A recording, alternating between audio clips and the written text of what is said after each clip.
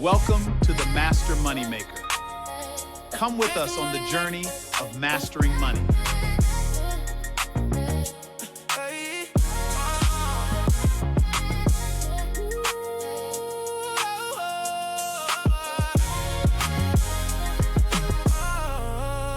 Master money maker, just trying for a disaster.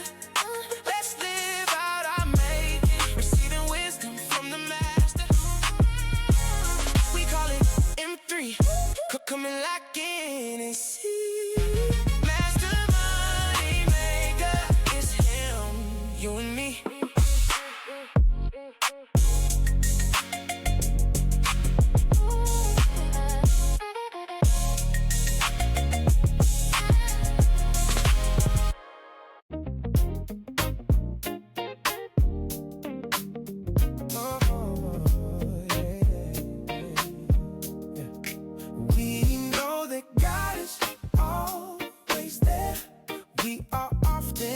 Entertaining angels unaware, ministering spirits sent forth for the heirs. We can rest because we have given him our cares. Ascending and descending, protecting and defending. Right on the edge of our prayers, we are often entertaining angels who are there, even if we're unaware. Yeah. Hey, this is a story maybe some of you have heard. This is a true incident that happened to me. It's about my close encounter with an angel, okay? I'm not talking about my wonderful wife, my beautiful daughters. I'm talking about a real angel from heaven, okay? And so I'm thinking about this again because of some things that have come up that I've been thinking about lately, and I've just got some more insight into this story, so I'd like to tell it to you if you've never heard it. And one of the things that made me think about this story is the movie The Odyssey. The Greeks had this thing called Zeus's Law, where they would be kind to strangers because they thought they might be gods in disguise.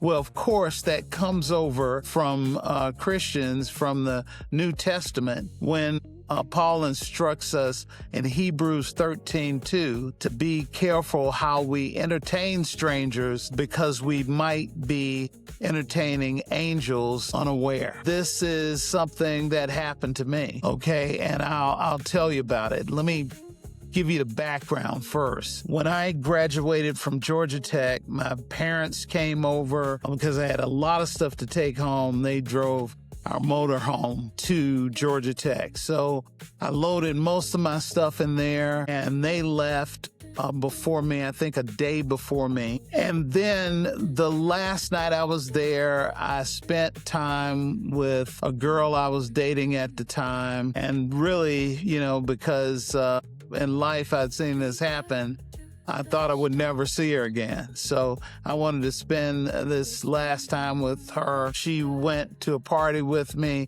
and she came back to my room to help me pack. And so this girl I thought I'd never see, I kissed her and got ready for my trip. Well, this girl ended up being my wife of 36 years, Rhonda. Now, when I got ready to leave Georgia Tech, I had a very busy week leading up to graduation. I think I tried to see so many people in Atlanta and things like that and do so many things and spend time with friends.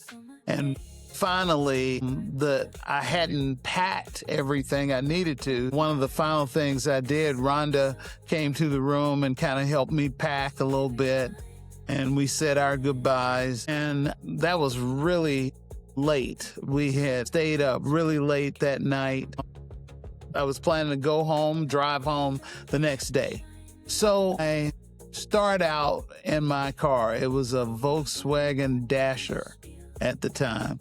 So I started out in my car, headed towards Mississippi from Atlanta, Georgia. So I leave, and I was so busy that week, I forgot to get some oil in my car, and it needed oil. I hadn't paid attention to it. So busy at the end of school graduating.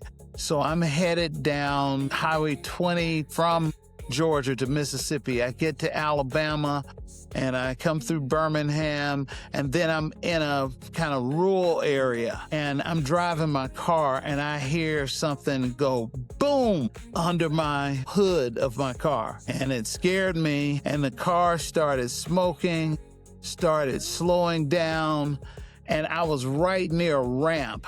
So the momentum carried me down the ramp.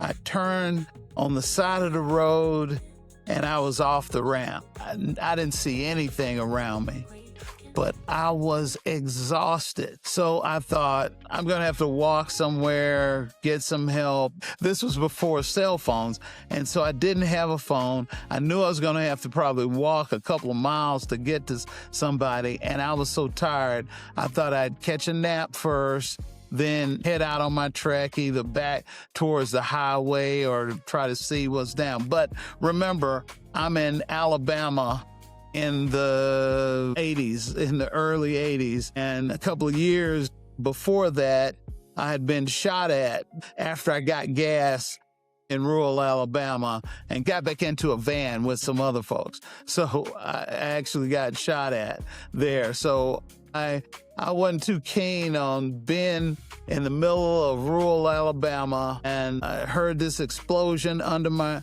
hood, but I was so tired, I knew I had to take a nap. So that's what I did. But before I did, I prayed, okay? And I'm just so thankful to God that he gave us Jesus, and we can have a connection to him and to God, and that his word is true. So I prayed, I said, Lord, please help me, protect me, help me out of this situation. And I just believed God, so I went to sleep taking a nap. And for some reasons, I don't know how long I was there, it was still not dark yet, but getting close. And so I just woke up. It was kind of strange because I didn't gradually wake up. I just woke up really quickly. And then I looked to my left and I saw a man, older man, short, older man, standing by the car. He had scruffy hair, he had a plaid shirt on, and he had some kind of jacket that looked like maybe tweed or something like that. And then I noticed he had a little dog with him too. Okay, so like I said, all of this is strange, and I can't give you verifiable scripture for everything that happened, but I'm telling you what happened to me. I know that in Psalms 91, in verse 11, it says he gives his angels charge over us. And in the New Testament, it also talks about the fact that angels are ministering spirits for us. Okay, but this encounter would actually change some of the trajectory of my life. I already believed God. I was a Christian, but this gave me new insight into the spiritual realm. So anyway, this guy looked like any older guy, and I said, I'm sorry, sir, I need some help. You know, I came here, my car stopped, it was smoking. He said, pop the hood. Okay, so I did. I popped the hood. He went under the hood, and to see him do anything, and it didn't take much time, but he slammed down the hood. He said, try it again. I said, okay. I turned it, boom. It cranked right up. He said, your car is running now, but I don't know how long it will run. He said, I'll take you wherever you want to go. And I said, you know, I guess the best choice for me, because I'm closer to Atlanta than home or anywhere else. So I told him to take me back to Atlanta. He said, well, you need to put your car somewhere safe. So drive it down here and at this Waffle House. He said, the people there know me, okay? And drive it to the Waffle House, and you could just lock it up and leave it there. That's what I did. I drove my car to the Waffle House. I was kind of concerned because I had music equipment in the back, my clothes and stuff. So I locked up the car. It made it there fine. It was maybe 1.5 miles away from where I stopped. And he was, back in the parking lot, kind of far away from the window in his old kind of raggedy car. It had some rust stains there. And so he told me his name was Willard. Okay. So I said, okay, Willard. His little dog was there in the back. And so I got in the car and I was real sleepy. And, remember, this is before cell phones. And he said, do you need to call anybody? I said, yeah, it's probably a good idea that I do. So what I did, I didn't want to tell my parents yet till I got somewhere where I knew where I was. But he pulled over in a gas station and I got on the phone and called one of my friends, okay? This friend name is Lisa Landrum. Her middle name is S. I won't tell you what it stands for, so sometimes we just called her S. But because of these things, these movies I saw, I end up calling us later after the fact, just recently, to find out what she remembered about the situation. And I'll tell you that later. I knew she was there for summer school. And I said, hey, listen, can I come by? I may need to crash or stay there a couple of days so that, I can take care of my car and everything. She said, sure, come on by. Okay, now this is where it gets crazy. I didn't know where Lisa was staying because it was somewhere different than where she stayed in school. Lisa is a brilliant, great girl, singer. I really like, good friend of mine. We're in a band together. So I'm going to Lisa's place. But one thing I know about Lisa, she is not good at directions. And for the life of me, I couldn't remember asking her even where she stayed. I've tried to recall this. I can't remember asking her. So I got back in the car and said, okay, let's go to my friend Lisa's place in Atlanta. Willard said, okay. And so we started back towards Atlanta. And like I said, I was really tired. I was talking to Willard just a little bit, and he was telling me about he was in some war or something like that. Just small talk, really. And he said he lived in a trailer near where that Waffle House is. I said, cool. But, I was hoping he would be quiet for a minute because I was tired. I was going to get a nap while we were driving back to Atlanta. So I kind of closed my eyes and tried to get a nap. And I promise you, it felt like maybe 5 minutes had passed and I woke up and we were in Atlanta.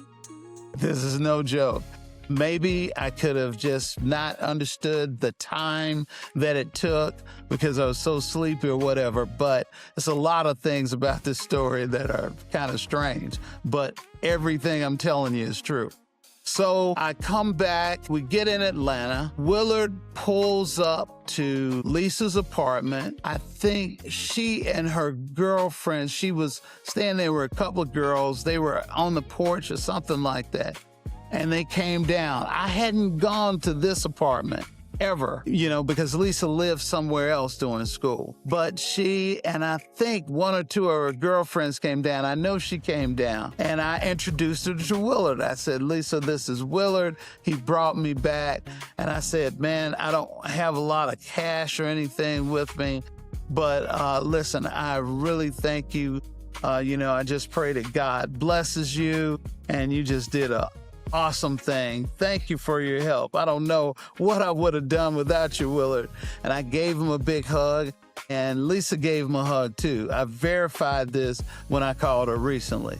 So I got there and I stayed there for a while with those girls in the apartment. I think Rhonda was still in her apartment.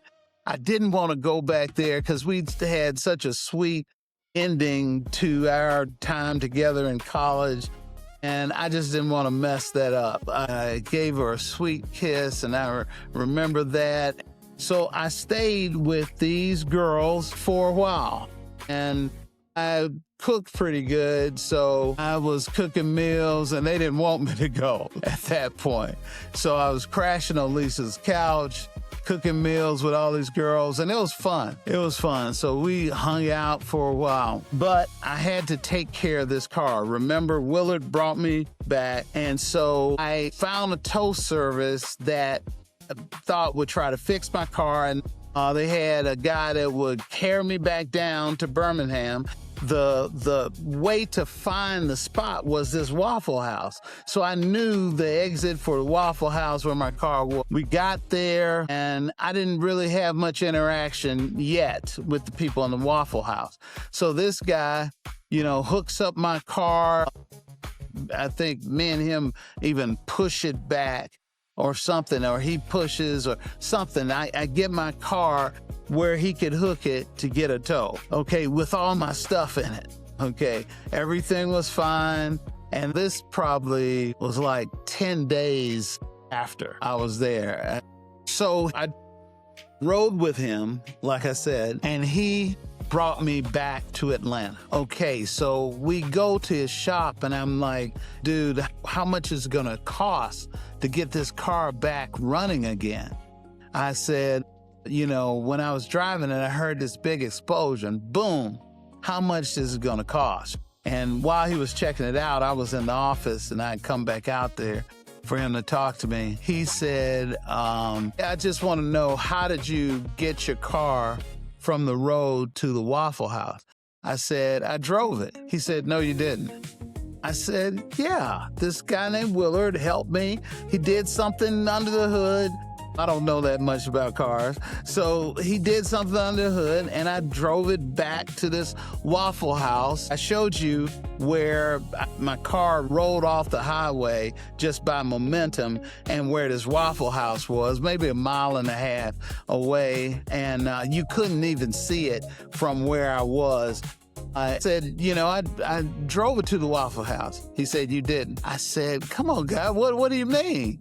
He said, this engine block was split in two. He said, after that happened, I rolled my car down just with momentum, and he said, there's no way this car would have ever run again after that. Second weird thing, okay? Remember, number one is I don't know how to get to Lisa's house, but I showed up at her apartment. Willard drove me right to her apartment. Second, I'm with this guy who picks up my car. Okay, I ride back with Willard. I touched him. I came back. Lisa gave him a hug. I gave him a hug. Okay, and this guy's working on my car, and he said, it's no way you could have driven that car. So I'm thinking in my mind, this guy just doesn't know what he's talking about. I don't know about engine blocks and things. Maybe you can drive with a split engine block. And I said, how much is it going to cost? He said, it's probably for this car going to cost more than it's worth.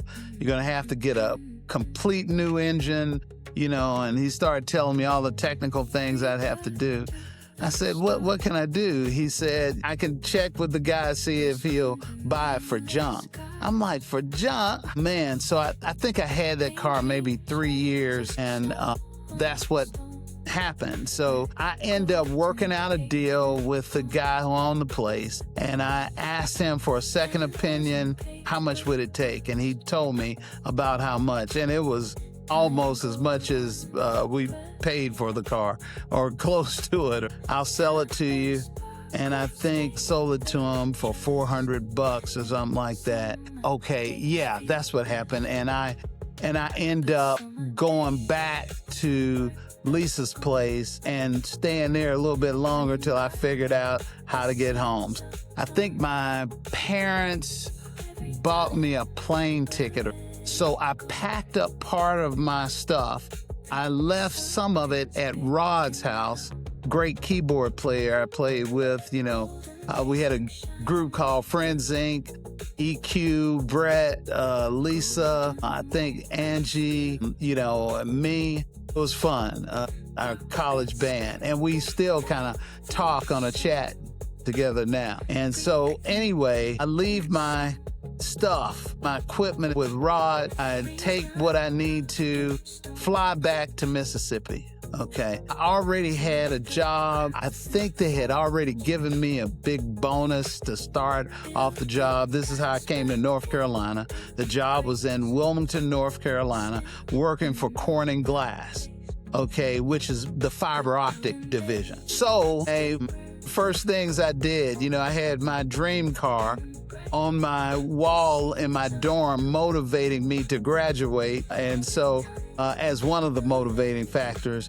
And so I actually shot for that car, and God bless her soul, my cousin, Linda Williams, for some reason, my parents couldn't take me to Jackson. And so Linda carried me up to Jackson, and I end up buying, basically showed them my offer letter, and I had a down payment. Here's the job I'm going to, and I have some money. So I pay my down payment, and I get the car of my dreams, a black and gold, alpha-looking Audi 4000S. So that was my dream car. It was perfect. Everything was right with it. And so I planned it so that I wouldn't start work until September, to after the summer was over. And so I just had fun that summer with my new car. I took a vacation with my parents, both of them, and they were alive then. And so it was a great time. They rode in my car. It was a driving vacation. I think we went to New Orleans. We went to a couple of places, and we just had a good time together. I remember that summer. And so I just really hung out with my friends and things like that. So now it's time to go back through Atlanta to get to Wilmington, North Carolina. So my plan is I get some money, get some cash, and I put it in an envelope, and I was going to give it to Willard. And it was a pretty hefty amount of money. I'm thinking like $500 or something like that, a couple $100. So I'm going to give this to them. I'm going to find this guy, Willard, give it to him. At the time, I didn't have much money. I didn't have, my cars broke down, but he rescued me, okay? So I go back to this Waffle House because Willard said they knew him and he lived in a trailer that was not too far away. Okay, so I go in the Waffle House with my wallet, and I started talking to this young lady who was a waitress, and I'm describing Willard. Willard, little guy with a hat, kind of scruffy looking beard. He had a little dog, and he said he lived around here. And this girl is looking at me like I'm crazy. She doesn't know Willard. She's a pretty young girl. But I insist that he said people here know him. He lives nearby, and I try to describe him again. And this older waitress comes by, and she overhears me talking. She hears me say, Willard. And I tell her, yeah, Willard. He says he lives in a trailer park nearby. He has a scruffy little dog. I described how he looked, and to a T. She finished describing him. She said, had a little beard and he's about this high, I said, yeah, that's him. He said he lived in a trailer park not too far from here. And I just wanted to go see him. And she said, he used to live in that trailer park. She said, Willard's been dead now about 10 years. The hair on my neck stood up. I said, what? She said, Willard's been dead about 10 years. You missed him.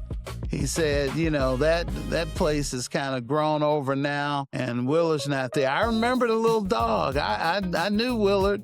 He used to come over here all the time, but he's been dead for a while, young man. And as I am right now, that's how I was when she said that. The hair on the back of my neck was standing up. I was listening to music on the way there. I turned off the radio because my mind was kind of blown, and I had to process it. I'm like, okay, how could he be dead for 10 years when 2 months ago, he helped rescue me? Remember about Zeus's law? Remember what Hebrews says about entertaining angels unaware? Remember they're calling the New Testament ministering spirits for us who are the heirs of salvation. Remember in Psalm 91 and 11, he says he gives his angels charge over us to hold us up in his hand. You guys, God is real. Jesus is real. The spiritual realm is more real than what we think is reality. And because my mind was opened up to this encounter, since then, we believe that we've had several encounters with angels and we have had encounters with demons. And I won't get into all of that right now, but I have several stories I can tell you on both sides. And maybe I will later. I'm thinking about writing another book about this. But what brought this back to me recently, like I said, was Odyssey. But I called Lisa, and because I'm trying to figure out how do we know where her house was? I said, Lisa, how we get back to you? Because I thought at that time, you know, even with the address, there was no GPS. So maybe she told me the apartment complex, and I thought I was going to figure it out once I got to Atlanta, but I didn't have time to figure it out because Willard drove to her place. I said, Lisa, did you give me directions? Did you talk to Willard? What happened? She said, you know, I am very bad with directions. I was really bad back then. And she says, there's no way I could have given you directions on how to get to my house from where you were. And again, I got that kind of chill and the hair standing up on the back because I got to her house. Willard drove to her house, and I don't know how he knew how to get there. I didn't know how to get there. We didn't have any GPS. We did have GPS of a different kind, God positioning system. I'm telling you, it was wild.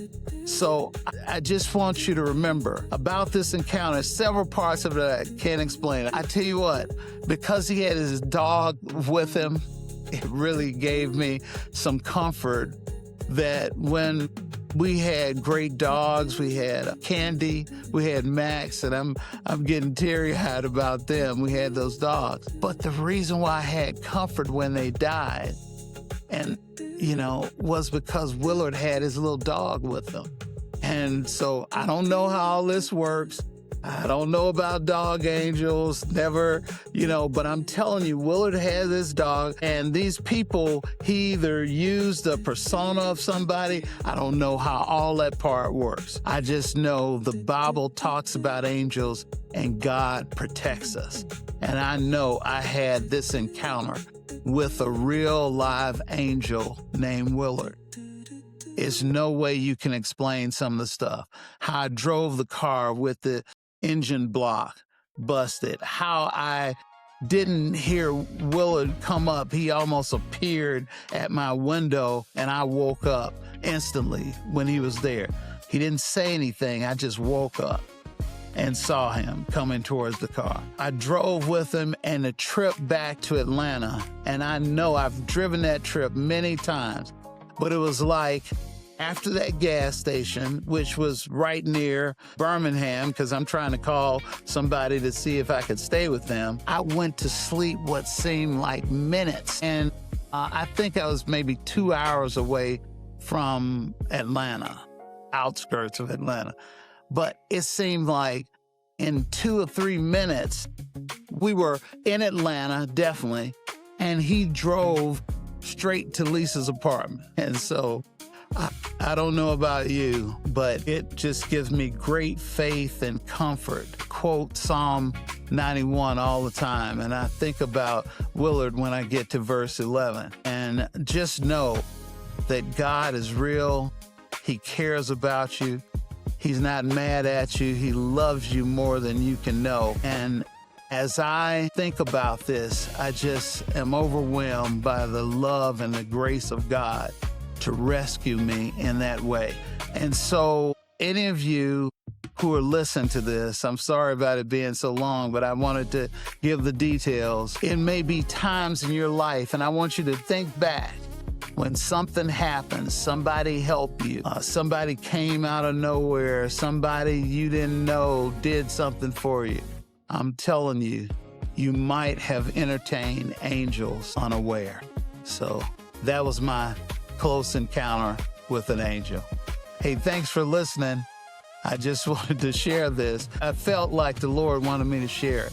You all, Psalms 91, just like you dial 911, Psalms 91 verse 1 says that we're in the secret place of the Most High. And back a while ago, I thought, the secret place of the Most High, oh, how do you get there? In the Old Testament, it was a secret place, but in the New Testament, the secret place is in Jesus. It's being born again. And if you're not born again now, you can get there and you can have angelic protection as well. If you want to, just pray with me, repeat after me, say these words: Father God, forgive me for my sins. I receive your gift of Jesus Christ, and I thank you for my healing, for my provision, for my protection. I thank you that I receive Jesus as my personal Lord and Savior, and so I am born again. Hey, if you pray that prayer, if you didn't, or if you've had an encounter, write it down in the comments. I want to hear about it, but it should make you aware now more than ever how the spirit realm is happening all the time with us. Thank you. Thank you for listening. Bye-bye.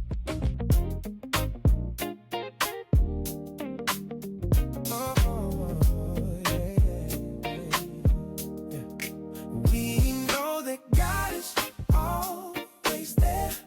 We are often entertaining angels unaware, ministering spirits sent forth for the heirs. We can rest because we have given him our cares, ascending and descending, protecting and defending, right on the edge of our prayers. We are often entertaining angels who are there, even if we're unaware. Yeah.